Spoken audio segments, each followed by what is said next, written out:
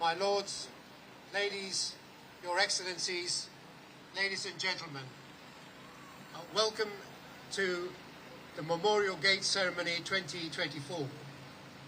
We are here today to commemorate the 80th anniversary of the battles of Imphal and Kohima.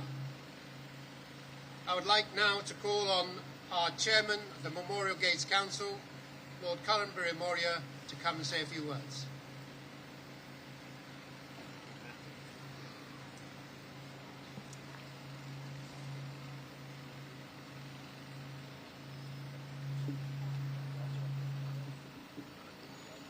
The best way to predict the future is to look to the past.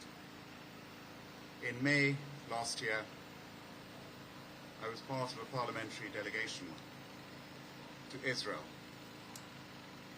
and none of us predicted what would happen on October the 7th. The horror of that day and the tragedy that has continued for the months since then. Since 9/11 in 2001, we have had one conflict after another, and the world never seems to learn. We never seem to learn. Today, this ceremony is the first one where we miss our founder, Baroness Flather. She was a driving force.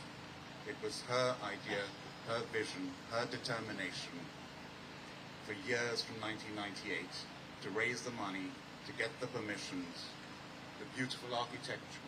And the architect is here, I'm sure, as he is every year, culminating in 2002 when Her Majesty the Queen inaugurated these gates.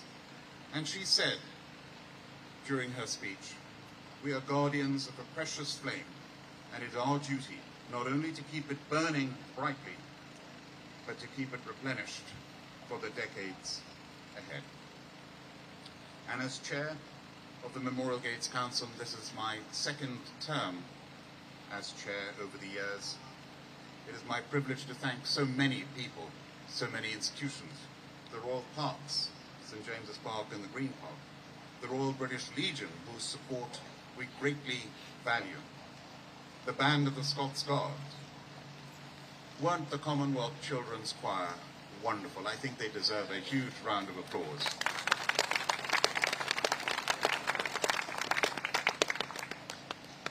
We've also got huge... sorry, we have to pause here for just a second, please.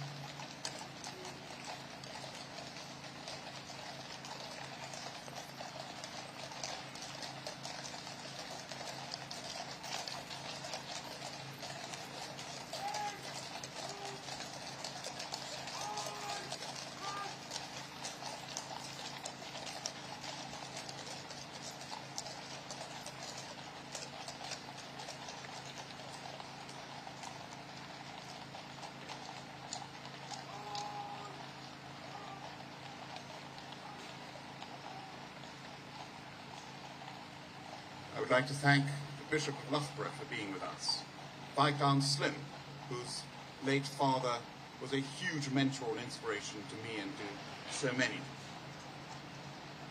the Earl of Minto, who's here with us, as well as Baroness Patricia Scotland, Secretary General of the Commonwealth.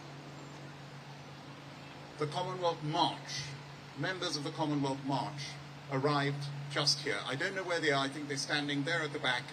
They have walked from the Chuthry in Brighton on Friday to arrive here, a cumulative 3.5 million steps, raising awareness, raising money for the Commonwealth, for the armed forces. We thank you, and they deserve a huge round of applause.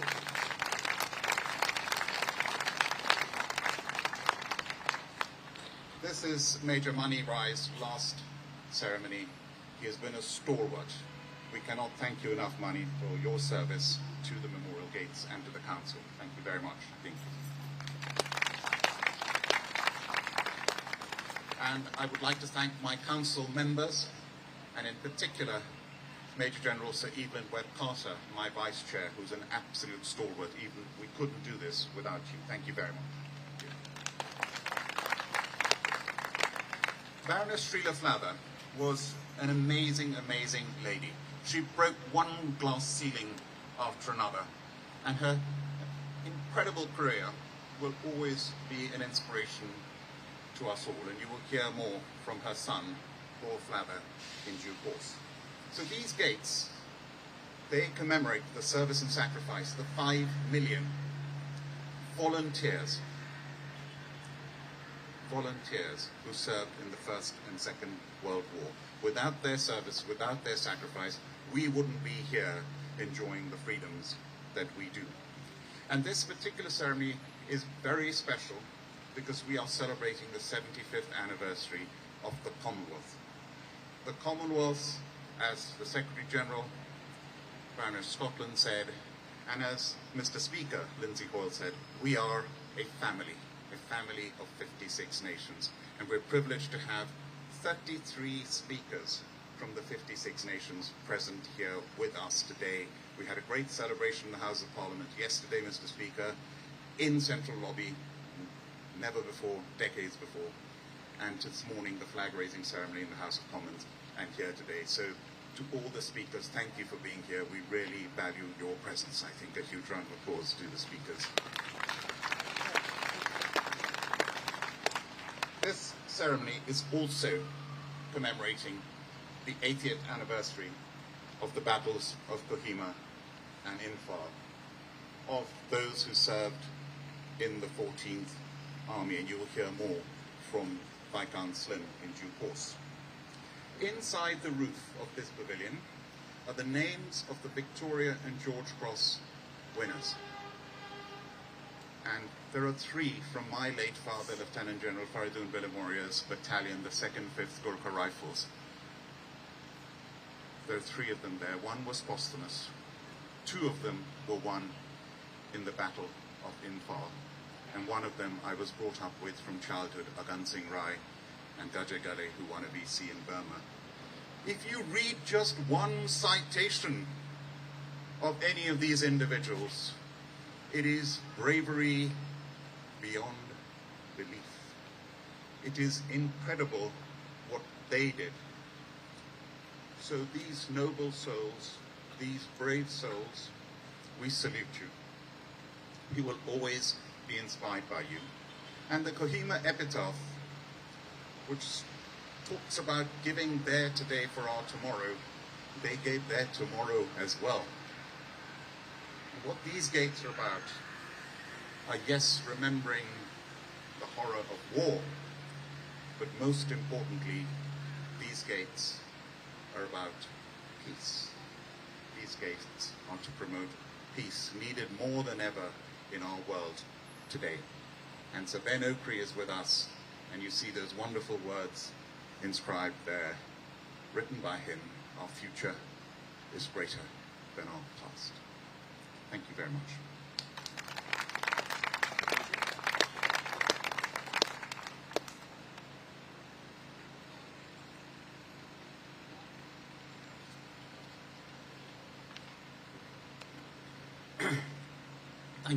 Thank you, Karen. How my mother would have appreciated your words and the memories that you're sharing today of her and of her work. In her final weeks in hospital, she spoke to me quite a lot about the Memorial Gates, which obviously she saw as her biggest and most significant legacy. They meant so much to her. I thought I might share some of those words and thoughts that she conveyed to me, which she did want me to pass on to you. She said, I feel so good that the gates will remain here as a symbol for a very, very long time. They remind us of what we really are, a country made up of so many nationalities and so many cultures who all came together to defeat Hitler. Not just the British, not just the Americans, but all of us from all over the world.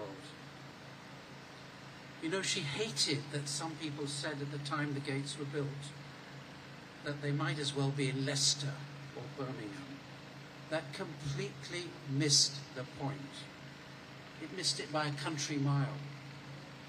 The gates are here to remind us all just what the Commonwealth has contributed. It was not a sop to ethnic minorities, it's for all of us. Srila told me privately, and I think I can share this now, she said, gosh, it was very, very hard to get this done. I never thought we would really manage. So many times I thought we would not manage. And even at the very end, there was a big battle over VAT, and we just did not have any more money left. It so nearly scuppered the whole scheme.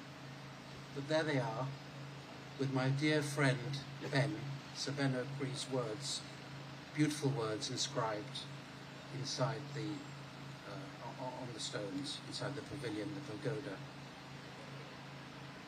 She did say that she was very sorry that she could not make it. I mean, even if she'd lived, she could not have been here. But she did want me to tell you how proud she was, and especially how grateful she was to everyone who contributed and supported her for this project, as Karen has referenced.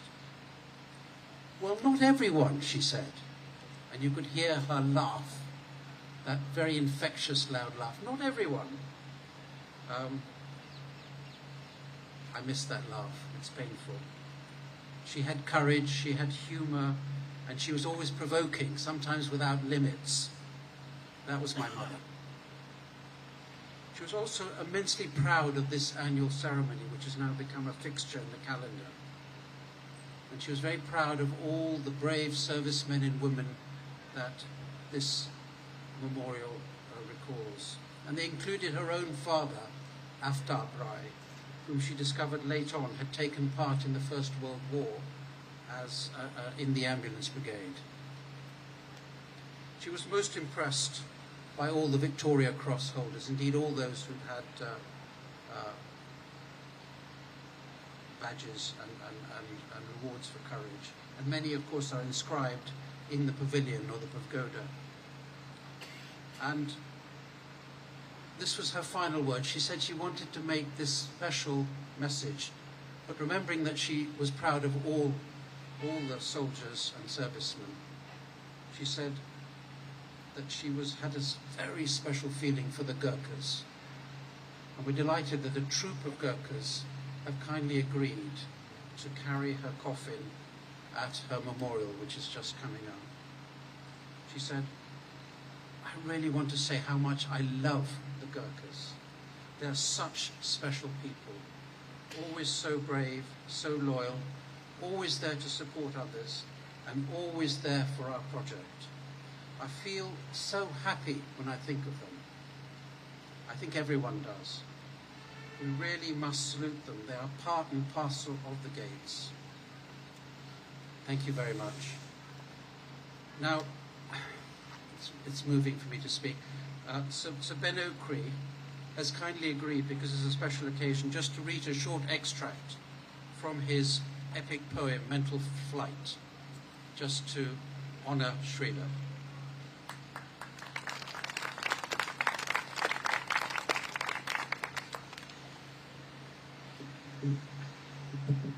It's a real honor to be here today, and also for me, personally, a very sad one, because Baroness Srila Flather was an extraordinary lady, well, we won't be forgetting her for a long time. This is for you, Srila. But will you be at the harvest, among the gatherers of new fruits? Then you must begin today to remake your mental and spiritual world, and join the warriors and celebrants of freedom, realizers of great dreams. You can't remake the world without remaking yourself. Each new era begins within. It is an inward event with unsuspected possibilities for inner liberation. We could use it to turn on our inward lights. We could use it to use even the dark and negative things positively. We could use the new era to clean our eyes, to see the world differently, to see ourselves more clearly. Only free people can make a free world. Infect the world with your light. Help fulfill the golden prophecies. Press forward the human genius. Our future is greater than our past. Thank you.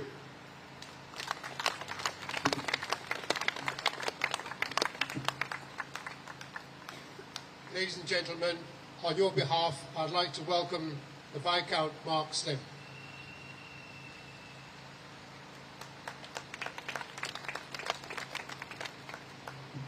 Thank you.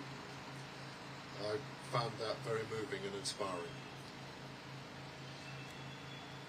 I'm delighted to be with you all this morning, and I was so pleased when General Sir Evelyn Webb Carter invited me to speak at these wonderful memorial gates in the 80th anniversary of the battles of Kohima and Imphal. It is a very important milestone, and later this month I will be travelling to Nagaland to attend the commemorations there. I'm very pleased to be travelling there with two of my sons, one of which just happens to be named Bill, and also my nephew.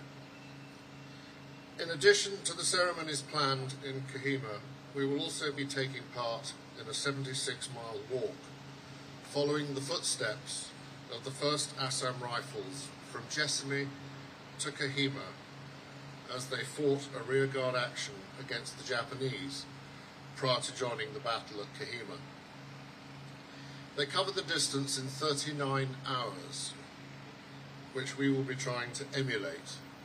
They were carrying rather a lot more than we will be carrying, but it is one of the reasons why I'm taking some younger reinforcements. Now, why were Kohima and Imphal, and indeed the Burma campaign, so important? And why should it receive more coverage than it does?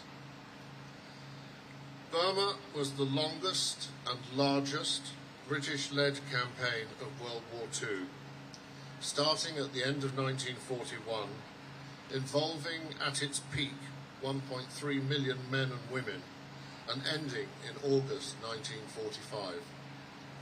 If the Japanese had prevailed at Kohima, the supply road to Imphal would have remained blocked, and the huge supply centre at Dimapur would have been captured, bringing 14th Army to a standstill and potentially defeat. The Japanese would have invaded the remainder of India, taking control of the country, including its substantial manufacturing capacity. In due course, they may even have moved on to the Middle East and challenged for control of oil production there, which could have had a profoundly negative effect on the fighting in Western Europe. The victory at Kohima stopped all this. Along with the eventual victory at Imphal, it was the turning point in the Burma campaign. From here, 14th Army went on to deliver to Japan the biggest land defeat it has suffered in its entire history.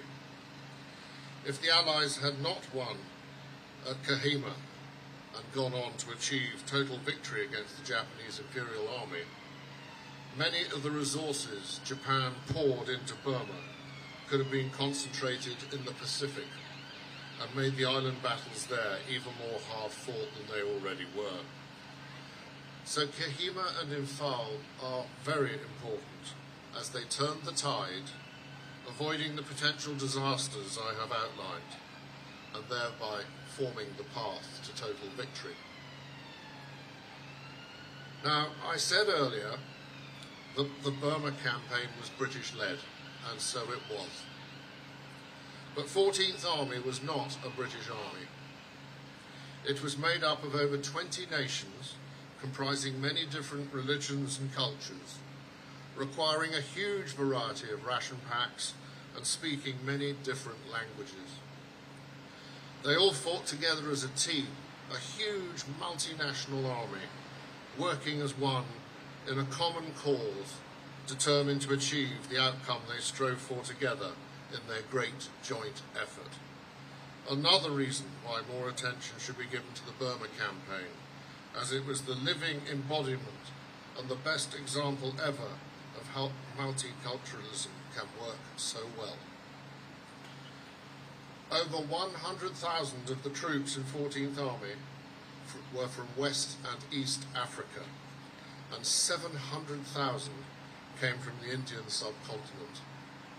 Indeed, and we've talked about VCs and how brave people were out there, but of the 27 VCs awarded during the Burma campaign, 20 of them were awarded to people from the Indian subcontinent, including Nayak Gyan Singh from the 15th Punjab Regiment, who fought quite heroically, destroying a Japanese position and an anti-tank gun, almost single-handedly, even though he himself was wounded.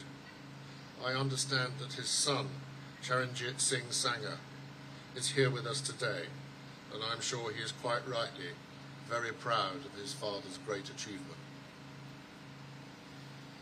There are several good books that describe so well the great struggles that took place at Kohima and Imphal. In my view, Robert Lyman and Fergal Keane have written the best ones. I would strongly encourage you to read them if you haven't already. They were brutal and desperate battles, fought by very brave and determined men in the most horrendous conditions against a very brave and fanatical enemy. All of us today should be grateful and proud of the victories won by the Allies in these violent encounters. Let us salute and be grateful to the participants of those great victories here again today. They deserve our eternal admiration and thanks. And Kohima and the Burma campaign is a great example of why these wonderful memorial gates are here today. Over 5 million men and women from Africa, Bangladesh, the Caribbean, India, Nepal, Pakistan and Sri Lanka volunteered to fight alongside British forces in the two world wars.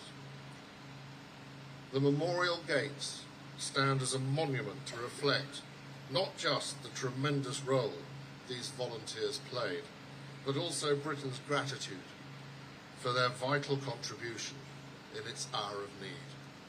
We could not have won it without this help.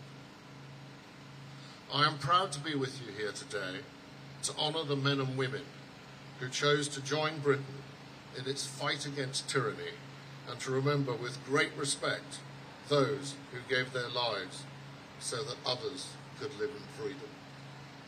Thank you.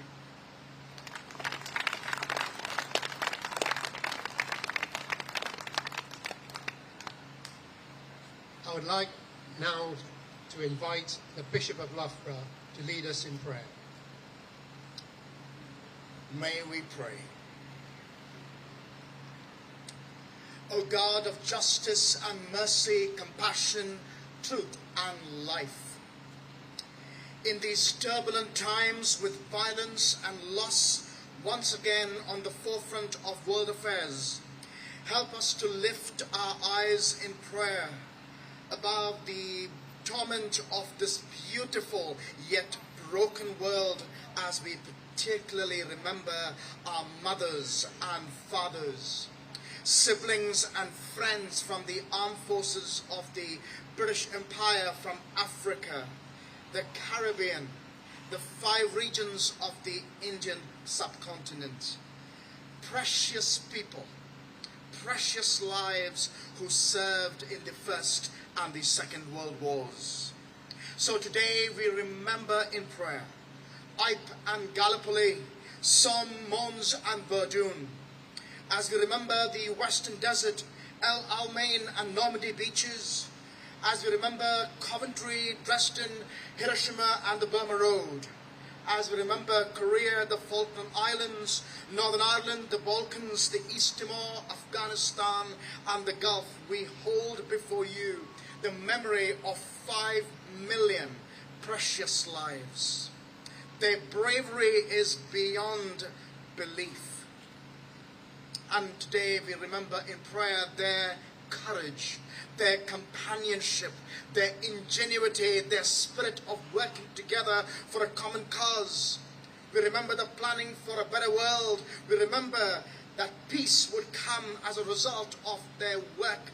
We remember the widows of all those years, old men and women from Burma campaign and battles of Imphal and Kohima, who never knew their fathers and their mothers. In the 75th anniversary of the Commonwealth of Nations, on this day, we ask that you will hold all those people from the Commonwealth who have suffered during war, those who returned home scarred by warfare, those who waited anxiously at home, those who returned wounded and disillusioned. We remember before you those who mourned and those communities that were diminished by suffering loss. Remember too those who acted with kindness and compassion, those who bravely risked their lives for their comrades, for those in the aftermath of war worked tirelessly for a more peaceful world. As you remember them, remember us, Lord. Grant us peace in our time and a longing for that day when people of every language and ethnicity and nation will be brought into the kingdom of peace and unity of Christ's kingdom. And in the words of Ben Okri, as we dream of a future of a greater that is of the past, we long for that day when you gather people from the north and the south and the east and the west into the unity of your peaceable kingdom, where there is security, mercy, freedom and peace. And as we long for that day, we in the meantime, may God strengthen and pilot us. May the wisdom of God instruct us. May the hand of God protect us. And as we recall the sacrifice of those precious lives of Africa, the Caribbean, Bangladesh, India, Nepal, Pakistan, and Sri Lanka, and the Commonwealth, because for our tomorrow they gave their today. So as we look into the flame that is lit right in front of us, we are aware that we are guardians of that precious flame. May their memory shape our imaginations as you, O God, kindle in us a flame of love that will never cease, that it may burn in us, giving light to others. May we shine forever in your temple, set on fire with your eternal light, even your Son, Jesus Christ, in whose name we pray. Amen.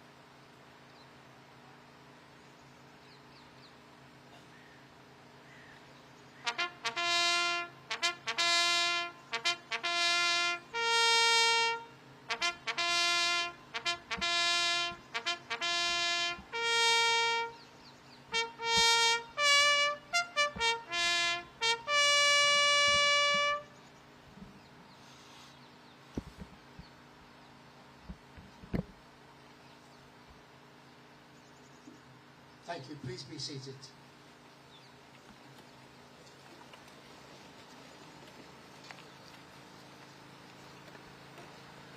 Ladies and gentlemen, if I may, as I call the names of the wreath layers, if you could get up from your seat, move and lay your wreath. Those who are sitting down, could I please ask you to shuffle to the left to enable those who finished laying their wreaths to join the other end of the row. Thank you very much.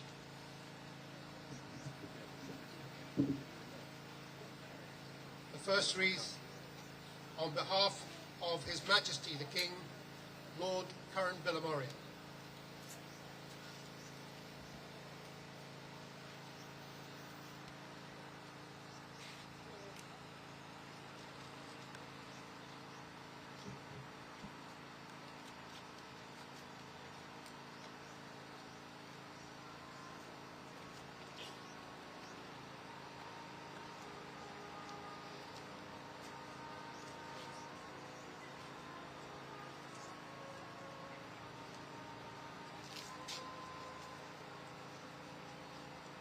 On behalf of the Lord Lieutenant of Greater London, Lord Curran Bilimoria.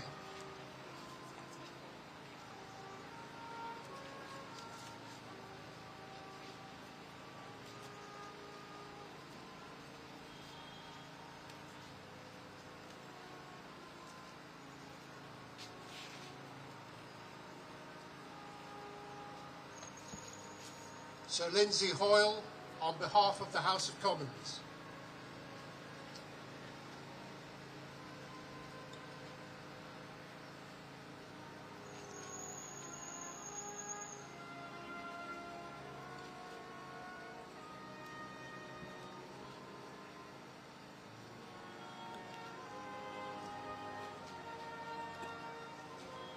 The Earl of Minto, on behalf of the Secretaries of State for Defence.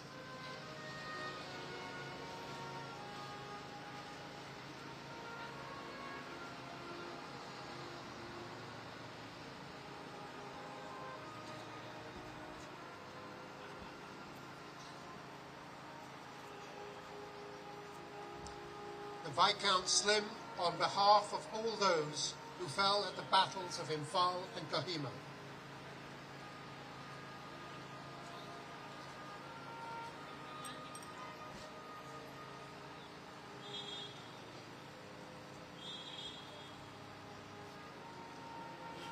Alison Johnston, on behalf of the Scottish Parliament.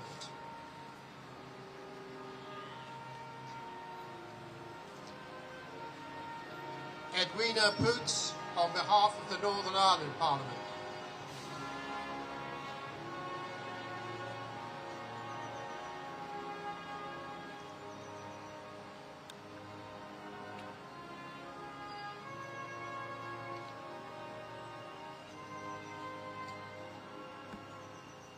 Miss Linda Atkins, on behalf of the Royal British Legion.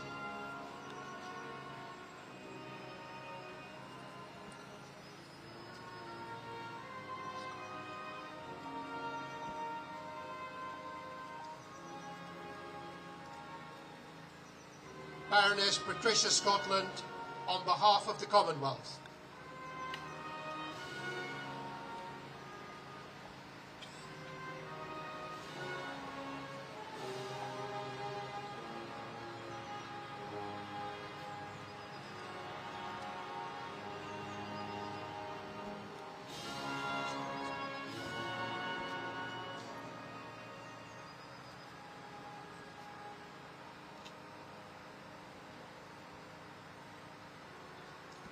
I shall now read out the names of the High Commissions, 3 at a time.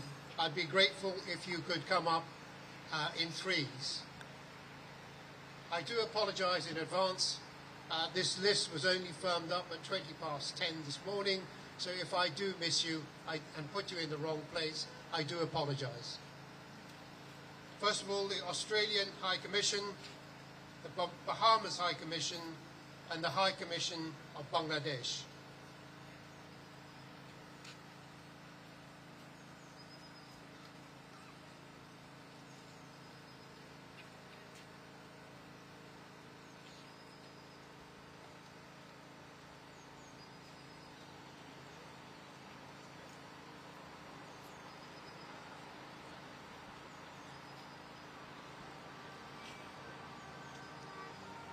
High Commission of Barbados, the High Commission of the Cameroons, and the High Commission of Canada.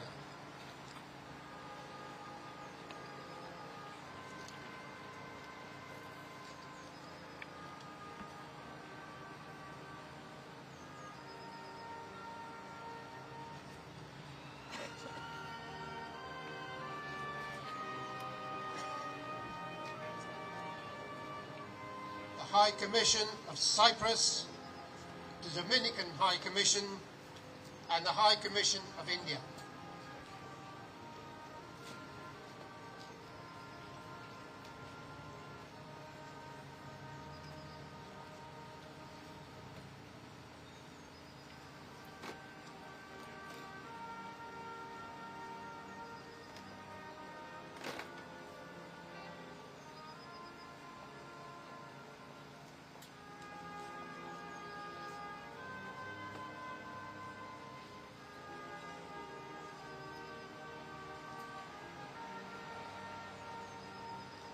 The Jamaican High Commission, Kenya High Commission, and Malawi High Commission.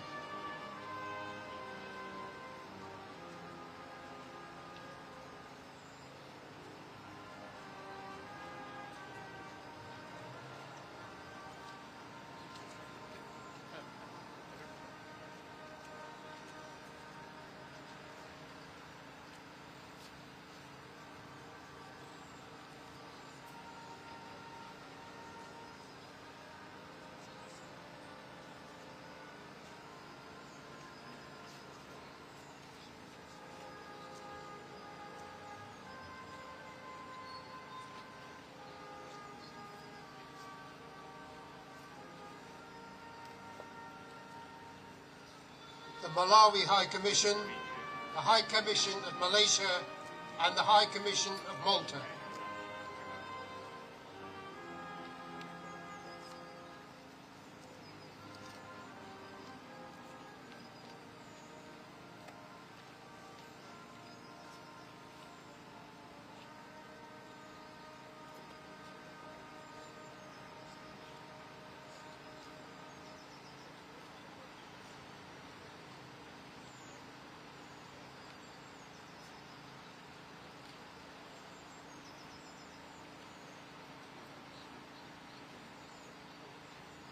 High Commission of Malta, the High Commission of Mauritius, and the High Commission of Namibia.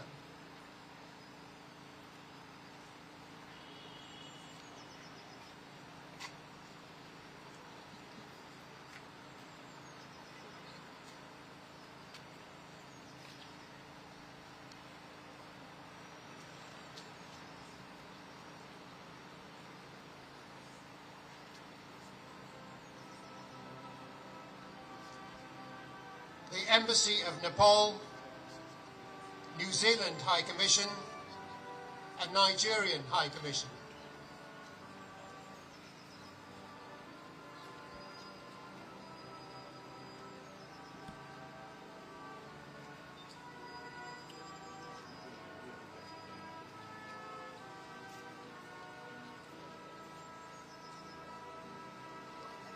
The High Commission of Pakistan, the High Commission of the Seychelles, and the High Commission of Sierra Leone.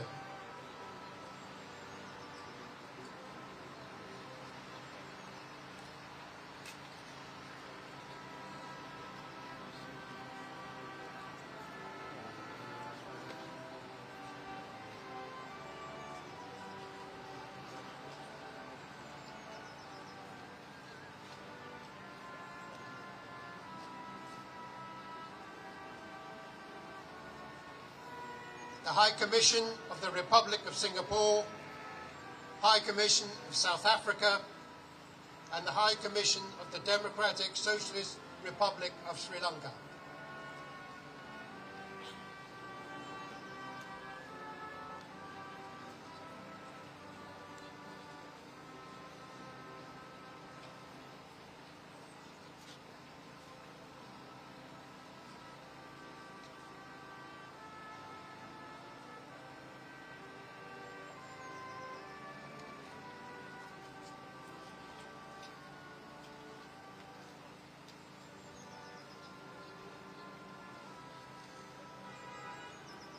the High Commission of St. Vincent's and the Grenadines, Tanzanian High Commission, and the High Commission of Tonga.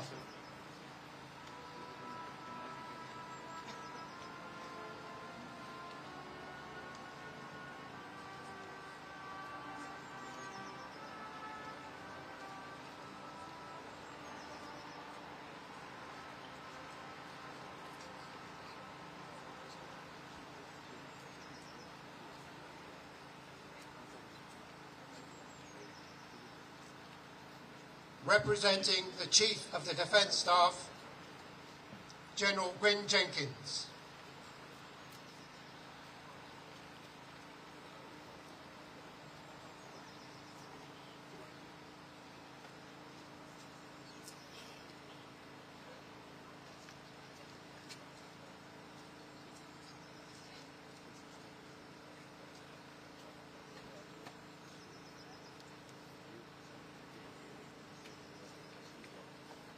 Representing the Chief of the General Staff, Major General James Senior.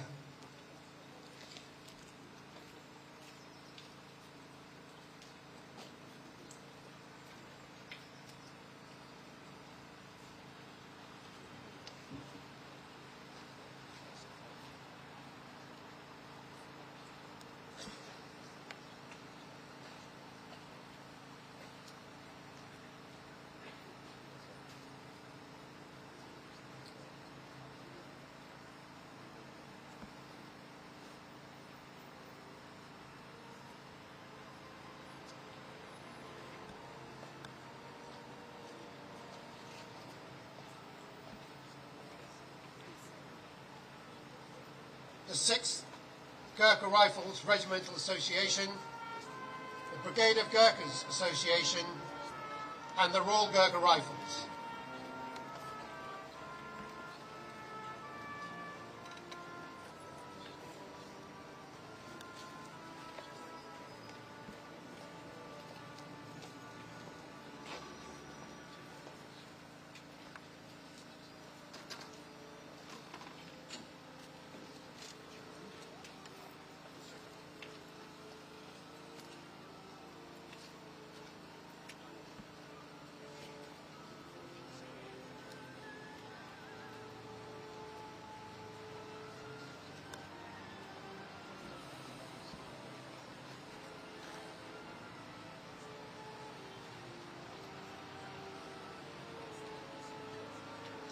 The 7th Gurkha Rifles Regimental Association, and the 2nd Seymour Rifles.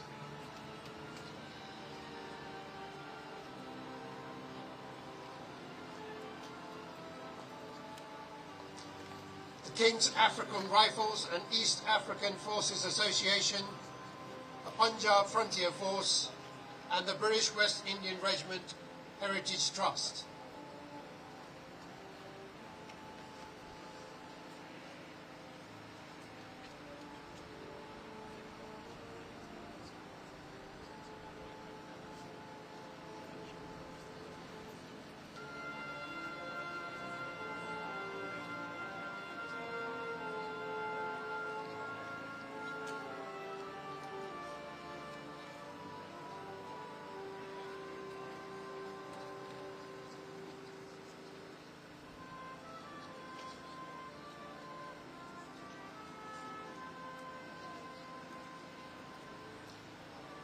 The 1st Queen-owned Nigerian Regiment, and the Royal West African Frontier Force.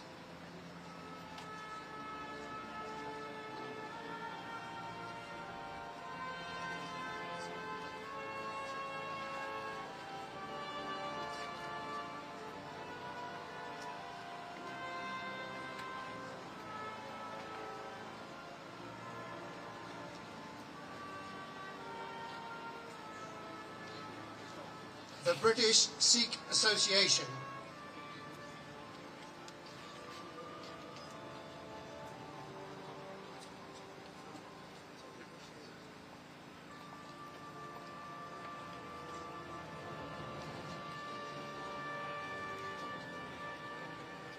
The Cobra Foundation, and the Commonwealth Ex-Army Heritage.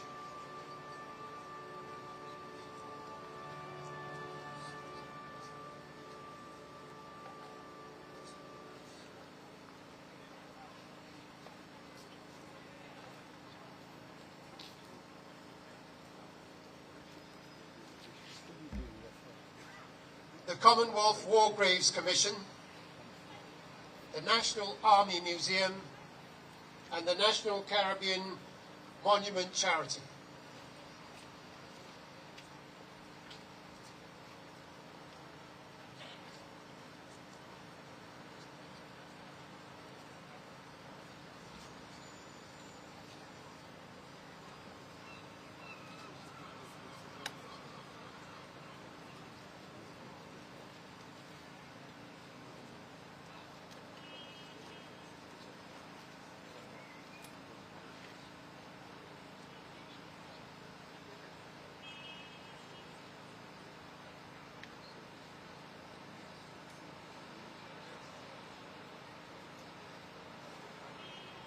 The Rotary Club of London, the Royal College of Defence Studies, and the Royal Commonwealth Ex-Servicemen's League.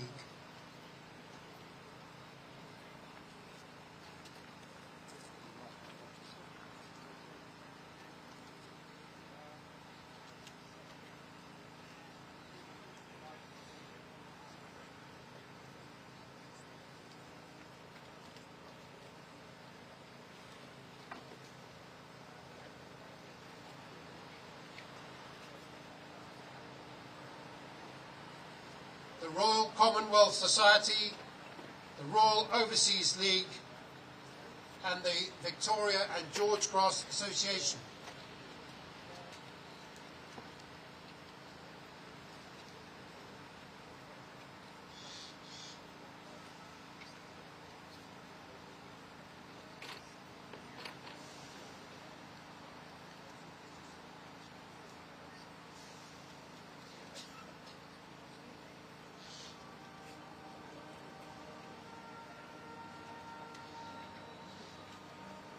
The Zoroastrian Trust Fund of Europe and the Zoroastrian Community.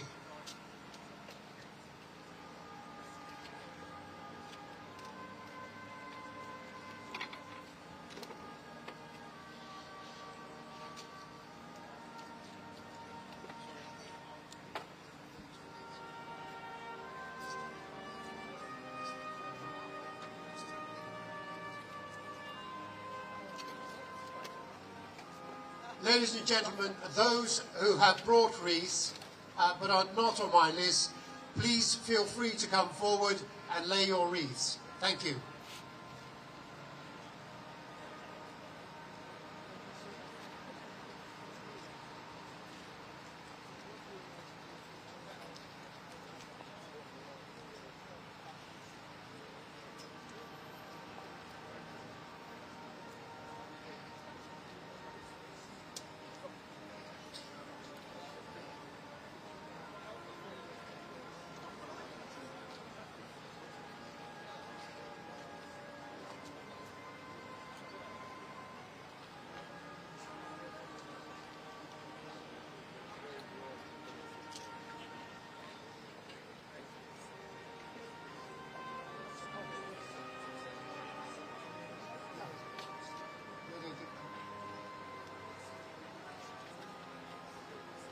People laying wreaths at the moment are those who've walked 100 kilometres from the Tatari in Brighton to the Memorial Gates here today.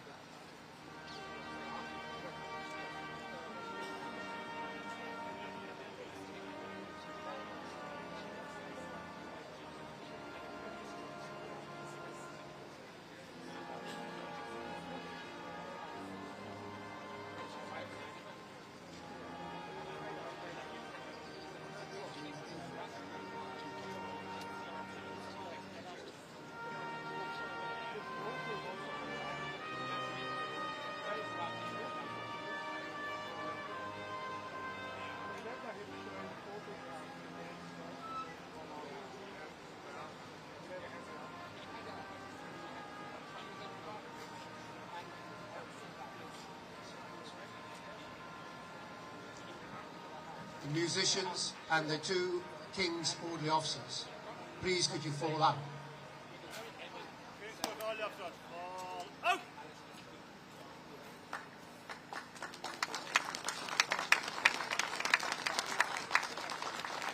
My lords, ladies and gentlemen, your excellencies, that concludes the Memorial Gate ceremony for today. Could I please ask the Memorial Gate Council members to gather here for our photograph, and the remainder of you to make your ways up to the refreshment tent where there should be some warm drinks to warm you up a little bit. Thank you.